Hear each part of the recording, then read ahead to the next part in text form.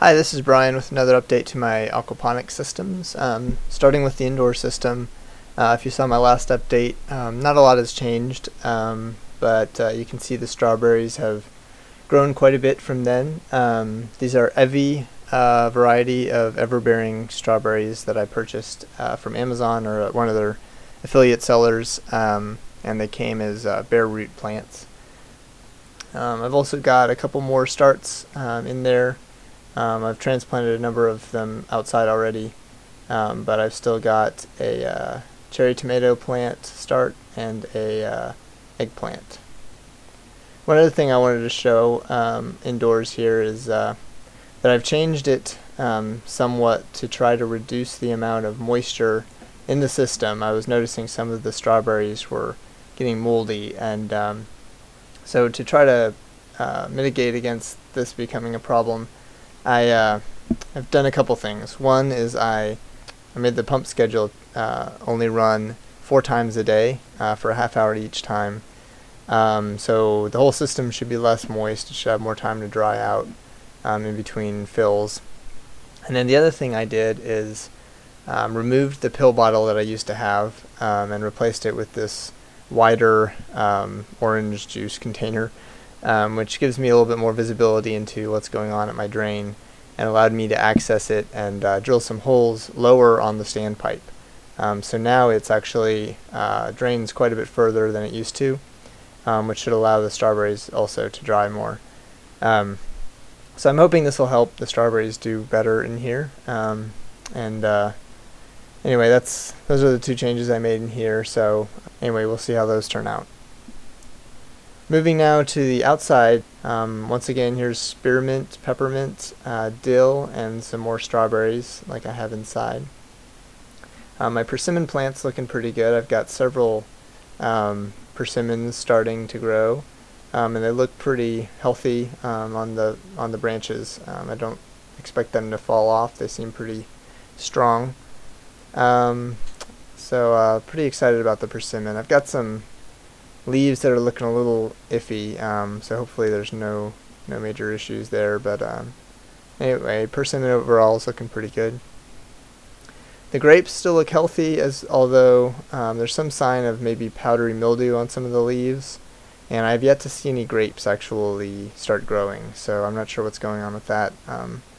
If it's still too early or what, I'll have to do a little more research on that. These are dewberries. You can see got quite a few fruit ripening up on here, which is exciting. So overall the dewberries are looking quite good, and a lot better than they were last year. So that's quite encouraging. The blackberries also are looking much better than they did last year. Not as much fruit as on the dewberries, but I've got this nice big stalk you can see here growing up, which is brand new this year, and far more healthy looking than anything we had last year. Over here in the asparagus patch, things are looking, I guess, as they should for immature first-year asparagus. Very wispy, but you're not supposed to harvest really for 2 years, although next year we might be able to get a little bit off of it. Here you can see on the peach that I've got a barrier for the ants. The peaches tend to have aphids growing on the leaves and or under the leaves, and a lot of ants come up to tend them and harvest them or whatever they do. And so I put some tanglefoot, so that's just duct tape with the sticky side out, wrapped tight around the trunk, and then I smeared some tanglefoot around that, and that's doing a good job of keeping the ants from climbing up the trunk. As far as the peaches on the peach, unfortunately there were a bunch originally and most of them fell.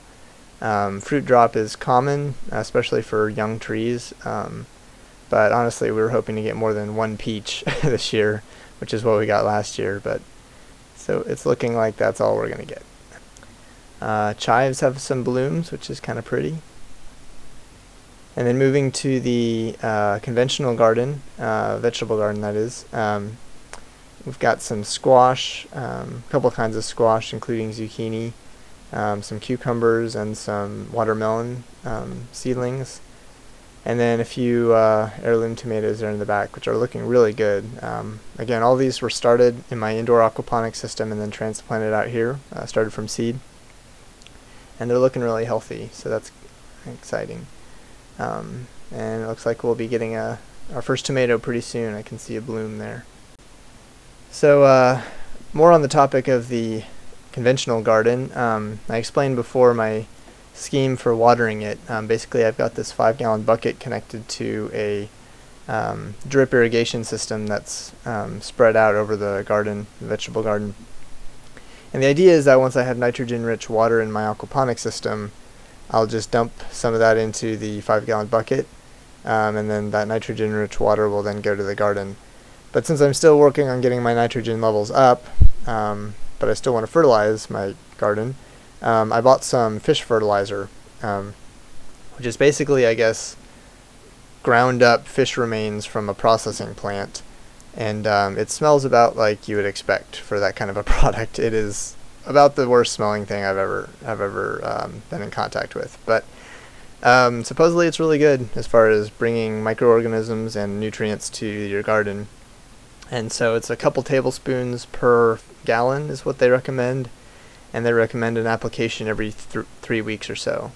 And so by mixing that with the water in that bucket, I can give some good nutrient-rich water to my garden. So here you can see the fish in my system. There's still only about 20 in there.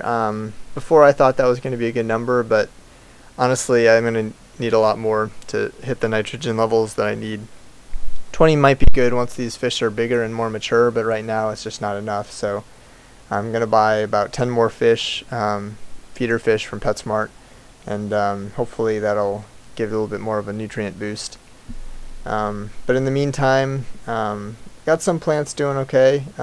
This is a cherry tomato plant that's been growing in the aquaponics system for a while, and it's looking alright. I removed a other heirloom tomato that I had in there that was looking really sickly and yellow. Clearly wasn't getting enough nitrogen to do well, and I figured it'd be better to just remove it and let the more healthy plants get the nutrients, and so that's what I did. So it went to the compost pile. And then I've also got a pepper plant in here.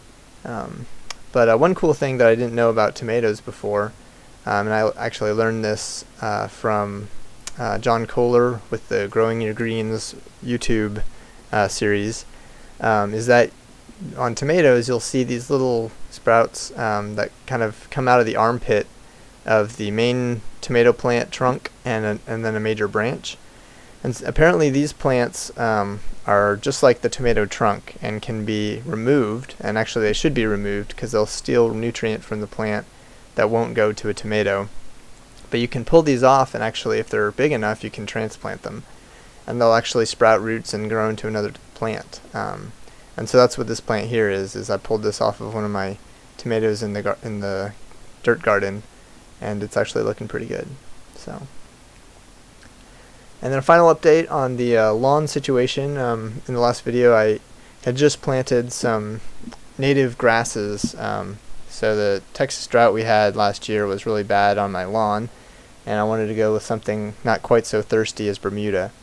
And so this is buffalo grass, curly mesquite, and blue grama grass mixture that I bought from the Lady Bird Johnson Wildflower Center, and sprinkled that, and as you can see it's come in reasonably nicely. It's not real thick, but there's certainly a lot of grass growing. Unfortunately also a lot of weeds, despite the fact that I round up the whole area a couple times before planting or spreading the seeds. Still a lot of weed seeds got in there, so the grass is having some competition, which is unfortunate, but there's not much I can really do. I'm not going to spread an herbicide on it because I'm not sure what that'll do to some of these native grasses. So anyway, looking okay. Hopefully it'll be enough to kind of gradually fill in over the years, and hopefully it'll survive the dry middle of my yard better than the Bermuda did. So that's the update. Thanks for watching.